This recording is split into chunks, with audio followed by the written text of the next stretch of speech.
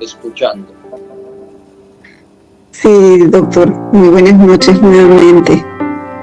Aquí estamos.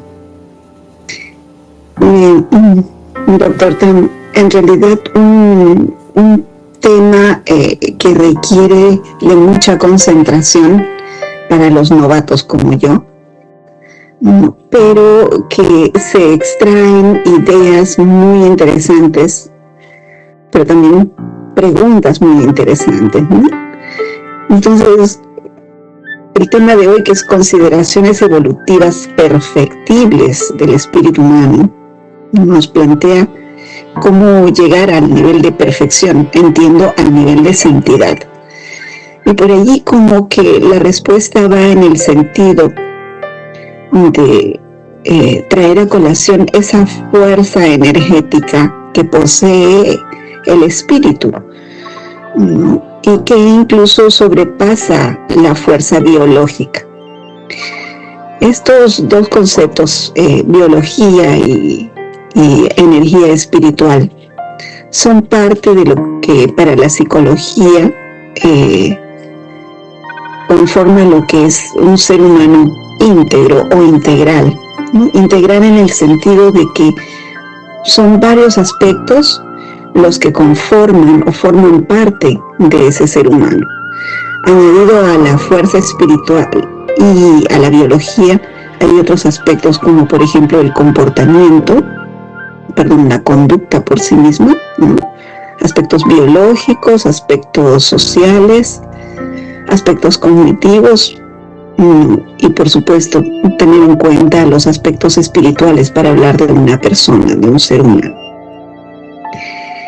Pero entender ese perfeccionamiento, ¿no? esa búsqueda de perfección después de la muerte, nos hace pensar en esa fuerza del espíritu y en esa inteligencia espiritual que se mueve. Y mi pregunta va en este sentido, doctor Tam. Si ese espíritu tiene inteligencia, ¿cómo se relaciona esa inteligencia con la inteligencia que normalmente conocemos en esta vida, ¿no? Con los llamados constructos hipotéticos, o llamémosle procesos cognitivos, memoria, inteligencia, pensamiento, lenguaje, etcétera, ¿no?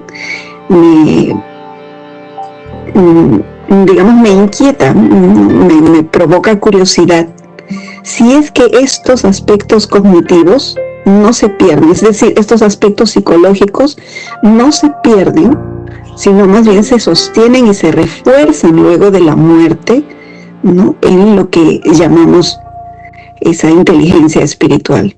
Esa es mi inquietud, y estoy segura, doctor, que con su sapiencia y su experiencia podrá ayudarme a dilucidar, a esclarecer este punto.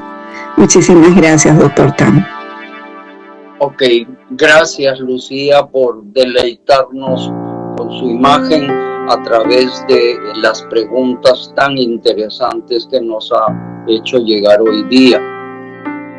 Voy a intentar responderlas. Quiero hacer alusión a que nosotros en nuestra mente encarnada tenemos submentes.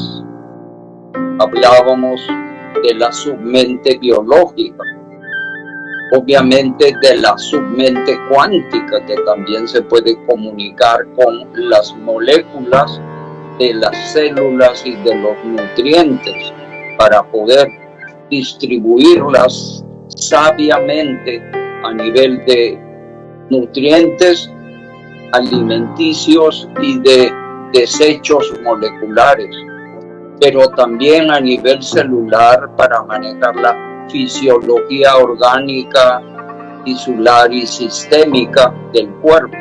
Todo eso requiere inteligencia, y estas dos submentes, la submente cuántica del ser humano y la submente biológica, se encargan de ello. Entonces son parte del espíritu, son parte de la capacidad mental del espíritu para producir las vibroinformaciones de estas dos submentes que no son conscientes, no tienen acceso a la pantalla de la conciencia. Lo único que usualmente tiene acceso es el ego, por decir, el ego que incluye todo lo que ustedes como psicólogos o psicólogas han podido incursionar. Me refiero a que la pantalla de la conciencia explícita con significado lo maneja el ego principalmente. Digo principalmente porque cuando despertamos el simbre o yo superior, accedemos a la pantalla de la conciencia con el simbre en forma ocasional y extraordinaria. Lo podemos empezar a hacerlo cuando estamos logrando entrar en trance meditativo y cuando postmeditativamente el simbre se disocia del ego y puede usar la pantalla de la conciencia para hacer reflexión, para controlar, para evaluar la conducta del ego, para corregirla, para mejorarla. Entonces, allí estamos hablando de un enfoque que debemos de tomar como una, llamémosle, un aporte a la psicología, que es el sistema ego-simbre. La psicología convencional solamente trabaja con lo que en el modelo llamamos la psicología del ego, de la personalidad conductual. Pero el simbre está totalmente ignorado dentro de la profesionalización de la psicología actual. Entonces nosotros queremos aportar como algo innovador que debe ser ampliado al sistema ego-simbre, en donde el simbre en su papel conductual tiene estas funciones. Pero el simbre también tiene otro papel a nivel del tiempo que transcurre de años a años en que madura el ser antes de morir, y a través de la filogenia espiritual, en donde el simbre va conservando la capacidad mental que el ser ha logrado desarrollar y que llamamos resimbre. Esa capacidad de desarrollo se conserva, se borran el contenido específico de los recuerdos, pero la capacidad no se pierde. Como decía yo hoy, se cumple holísticamente la primera ley de la termodinámica, que dice que la energía no se destruye, simplemente se transforma. En este caso estamos hablando holísticamente de la energía que maneja la mente espiritual. Entonces, esa energía tiene una capacidad de conciencia muy diferente a la amplitud de conciencia a la cual se refería nuestro querido amigo Juan Paredes. Me refería yo ahora más bien en sentido epistemológico, en un sentido filosófico y en un sentido espiritual. Entonces, dentro de este orden de ideas, la capacidad del resimbre, que es una capacidad mental de riqueza para poder razonar inteligentemente en todos los niveles, en especial en el nivel psicológico del sistema ego-simbre, pero también incluye la capacidad de poder manejar la submente biológica y la submente cuántica. y, ¿por qué no?, la capacidad de perfeccionarnos espiritualmente para poder lograr ese perfeccionamiento intermedio que llamamos la santidad, que nos va a habilitar a no tener que seguir encarnando en ciclos en este planeta que está sujeto a vivencias episódicas de karma de dolor y de karma de amor.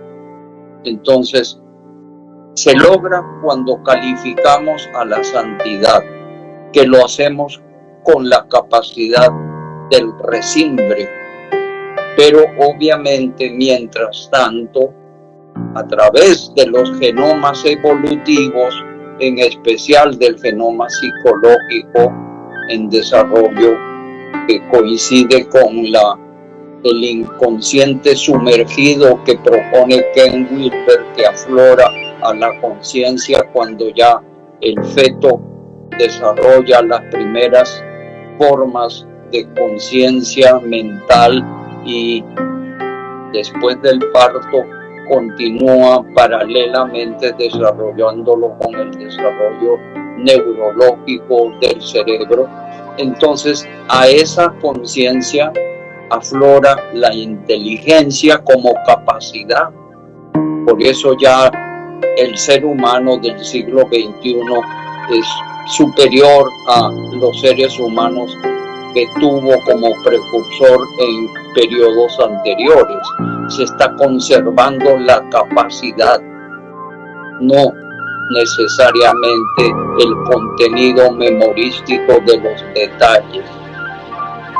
No sé si con esta explicación le ayudo, querida Lucía, a entender un poquito su gran inquietud, que me parece importantísima. Sí, doctor, muchísimas gracias.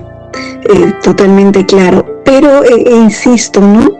El tema era que son las consideraciones evolutivas, pero en un estado especial, que viene a ser después de la muerte.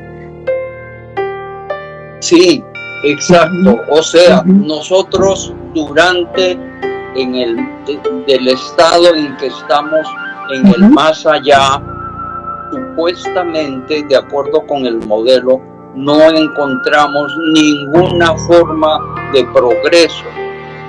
O sea, en el más allá se pasa por el proceso de disolver el ego, se pasa por el proceso del juicio evaluatorio con el simbre y se pasa por el proceso del diseño preencarnatorio y de la espera hasta llegar a simbiotizarse con el genoma evolutivo del nuevo ser que proviene de los respectivos gametos holísticos.